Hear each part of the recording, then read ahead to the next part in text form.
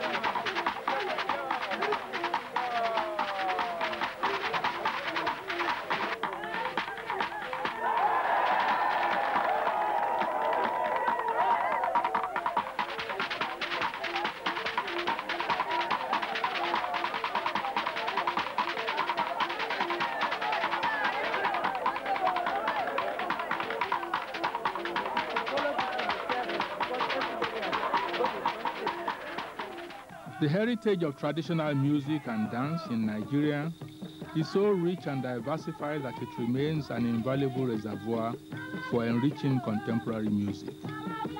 More importantly, perhaps, there are enough fundamental similarities to underline the fact that the societies that mirror the traditions have shared centuries of linkages that inform their formative and philosophical approach.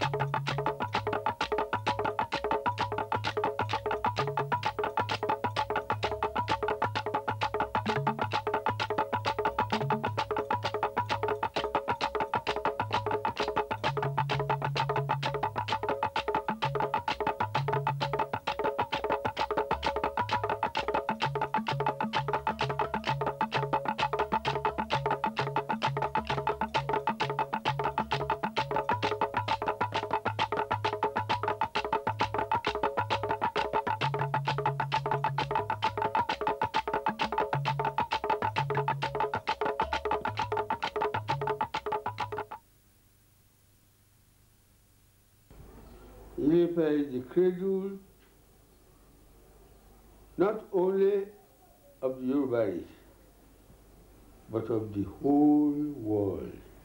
Benin is called Edo. It is the head of the whole world. Everybody needs an identity. In the search for identities, people usually trace their origin in myths, legends, theories, and ideologies. I'm sitting beside the skull of the oldest Nigerian known to history, perhaps in fact the oldest Negro African known to history. This skull was dug up in a rock shelter some 15 miles away from Akure, the state capital of Ondo State. It belongs to a man who is said to have lived some 9,000 years before Christ, that is to say, some 11,000 years ago. I brought this skull to indicate some of the problems that historians have when they have to interpret myths of origin. Our interest in the search for identities, therefore, is not an exercise in historical reality. It is the perception that groups have about their past that interests us. Such perception is an essential ingredient of their sense of identity. The Daura legend, for example, traces the origin of Daura monarchy in the far north to a Prince Bayajida of Baghdad. The prince had arrived at the famous Kusugu well in Daura to find a snake blocking the people's source of water. And he promptly killed the snake with this sword. This is the very sword with which Bayajida killed the snake, which has been with my family right from there up to now.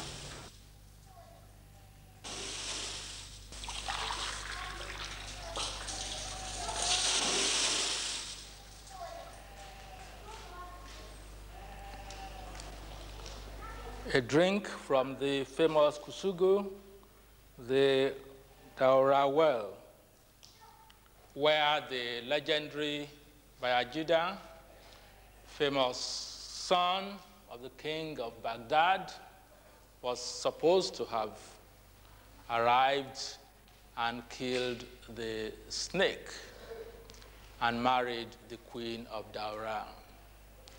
Out of this union, through their son Bawo, was begot the 7 Hausa Bokwe, that is to say, the 7 Hausa states, and from the union with the concubine derived the 7 illegitimate sons, that is to say, the neighbors of the Hausa. This is an attempt to illustrate, or at least dramatize, the relationship between the major Hausa states, as well as the relationship between them and their neighbors, such as the Gwari, the Nupe, the Jukum, the Yoruba, and so on. The Wapa, more currently referred to as the Jukun, like many other Nigerian groups, trace the origin of their ruling dynasty to the Middle East. For Muslims, such claims confer special religious prestige on the rulers. Even for non-Muslims, origin in a distant and prestigious place justifies the claim of the ruler to divine authority and elaborate court rituals. The dominant religion in this country today, Islam and Christianity. The origin of Islam, as you know, is from the Middle East, from Saudi Arabia. The origin of Christianity is also from that area. Now, even on the basis of trying to attach origin of particular groups to the origin of their own religion, you find that somehow they try to trace or connect their traditions to these very highly, placed centers of learning. The other thing is that if you look at the Nile Valley, it was a center of civilization. Again, even the Middle East, Mesopotamia, these were all centers of early civilizations. So quite naturally, people tended, for purposes of either influence or for purposes of saying that they are civilized also, they tend to identify or try to identify their origin or their roots to those early centers of civilization. Migration stories are particularly relevant to how groups in Nigeria, in their search for identity, like to view their historical relationships with their neighbors.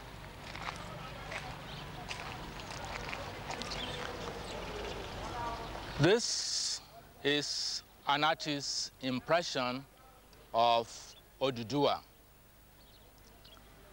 But it does not settle for the historian who Oduduwa really was.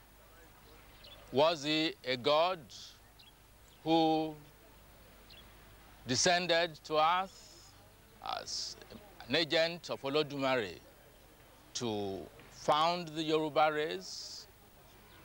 Or was he someone who migrated from the Middle East and established the original dynasties of the Yoruba people?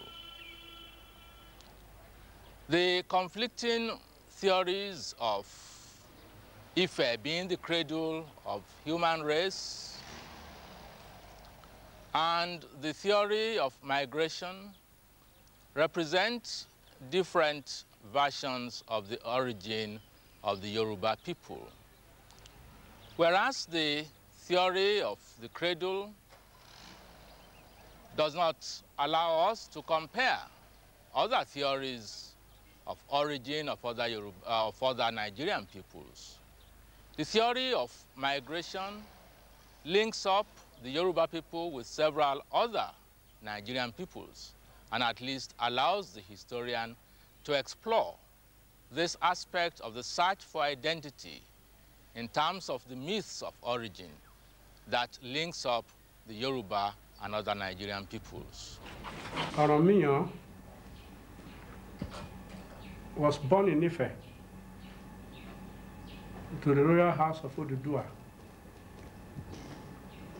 And as a warrior prince, he founded the kingdoms of Benin, the dynasty of Benin, and that of Oyo. And he later came back to Ife and became the 6th Oni. So the Oba of Benin is the son to the Oni of Ife. And even beyond Benin, you find Oba of Shakiri, who's my grandson. You find the Obi of Onitsha, who is also my grandson, and the Oba of Lagos, a grandson. They are all interrelated, and On is the father here. Well, it depends on how we look at it. I think it's a historical fact that Prince Oranmiyan came from Ife to establish a dynasty here. It's a long story. And the last king of the first dynasty had a son who was banished from the city and went into the unknown. During the period of the interregnum, and the chief decided to find a solution, the first step was to go and find him, find the banished king, or prince rather. And so the emissaries narrated the purpose of their mission, and they wanted him to come home and take his rightful throne. But by this time, Okwe said no, he wouldn't come. And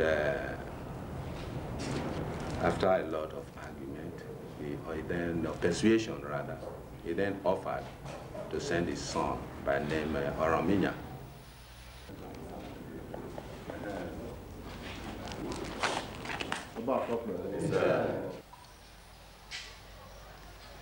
This obelisk is known as Oranmiyan's staff. But who was Oranmiyan? Like most figures in mythology, there is considerable controversy as to who he really was.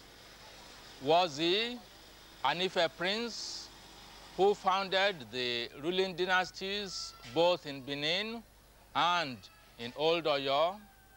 Or was he a Benin prince who came on exile to Ife and later on returned home to found the ruling dynasty in Benin? It really doesn't matter, because he was probably not just one man, but representative of a whole epoch in history which links up the Yoruba and Edo-speaking peoples. But he certainly stands very high in history, sufficiently high for this obelisk to be his walking stick.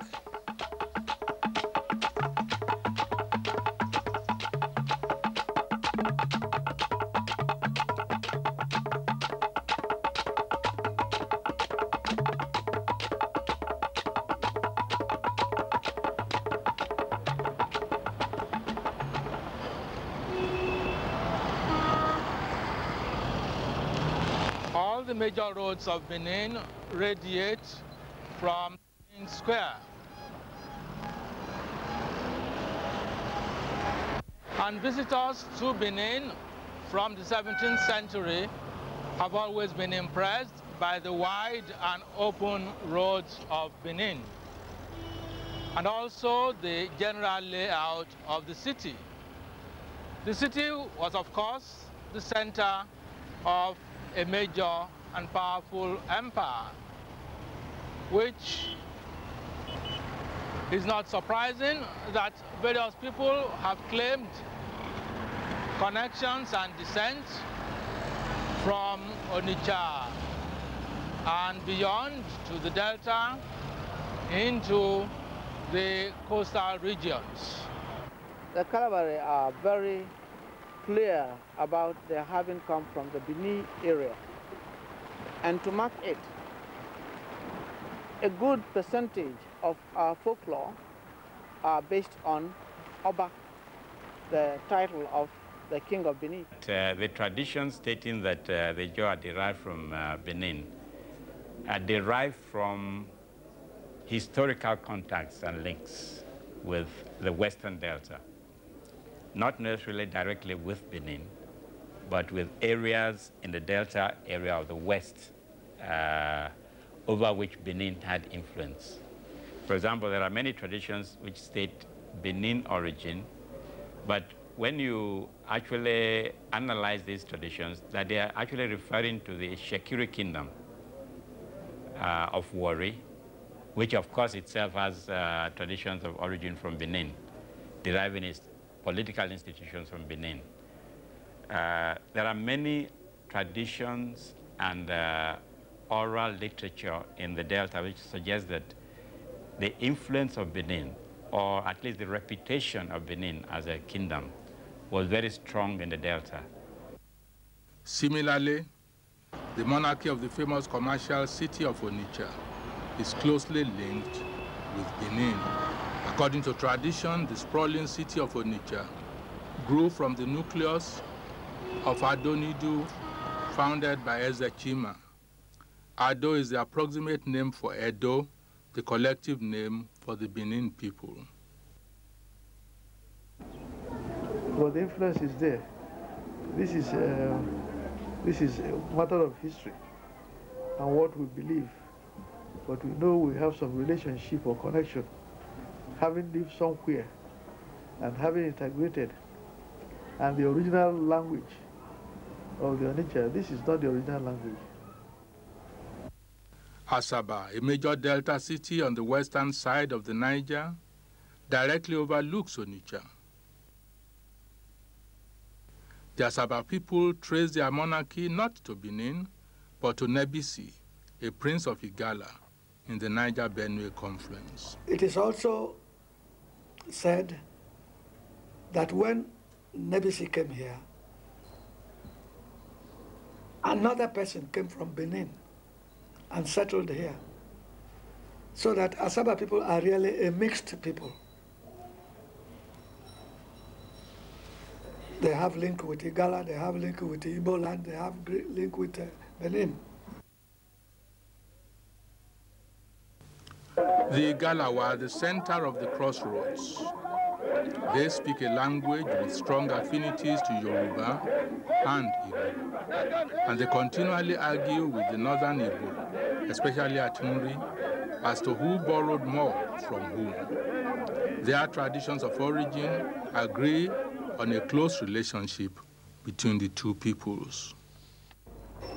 There was a king of Igala named Achado, Achado, that among his sons was Eri, E-R-I. That Eri was a hunter and a warrior.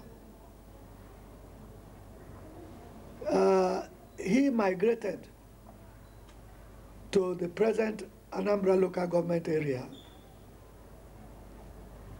And from him were descended towns like Anam, Aguleri, Umuleri, Ibariam, Okuzo, Nteje.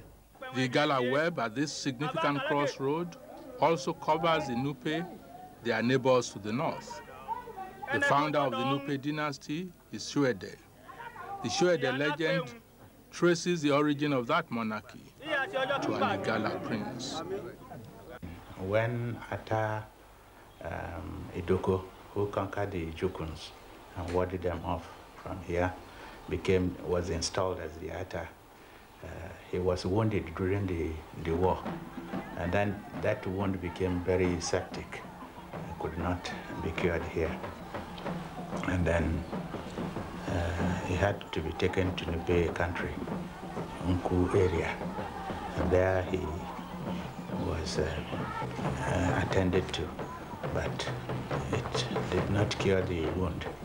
And he was accompanied on that journey by with his son Ayeba. Ayeba accompanied him to Nupe country. When they were there looking for the cure, Ayeba fell in love with a widow in the Nupe area. And then eventually the father died of this septic wound, and the corpse had to be brought home here. So while they were there trying to bring the corpse home, this lady told Ayeba that Ayeba had put her in the family way. And later on, she gave birth to Edeji, Tswede. It was this Tswede who, at the age of about 30, this was around early 15th century, who went back to Ida as a slave, because at that time, the whole of this area was a tribute to the Ata of Igala, and they were paying tribute, enslaved to Ata. And this boy, who was the son, because by that time this prince had become Ata of Igala, and he went as a slave back to his father's palace. The father, of course, recognized him, took him very close to himself. He was later on to come back here with all sorts of gifts on the father, so that he was going to die. And the other half-brothers of his were becoming very jealous, so the father sent him back to the land of his mother. And it was this Chodi who then came and founded the Nupe kingdom. And that was the beginning of Nupe kingdom. We are off Lokoja at a point where we can see both the channels bringing the Niger and the Benue to this meeting point. Lokoja itself is dominated by the Plateau Mountains, and the Niger drains off the waters of the central plateau to the southwest, and the Benue drains the plateau to the southeast, converging at this point, where the Niger takes all down to join the creeks and the delta and the lagoon systems of the southern coast. It is quite clear that we are at a most strategic center of the geographical configuration of this country. It is not surprising that around here, major ethnic and linguistic groups of Nigeria are bought at this point. The Nupe, the Igala, the Igbo, the Yoruba, the Edo, and so on. Many groups trace their origins to areas around the confluence. And in fact, the confluence may be regarded as it were, a major dispersal point of Nigerian peoples and linguistic groups. It appears as if some 5,000 years ago, perhaps earlier, even the ancestors of not just the modern Yoruba, the modern Edo, the Igbo, the Idoma, the Igala, the Nupe, Ibira, the Niger-Kaduna family of languages, as we call them, had their own ancestral language spoken around the confluence area.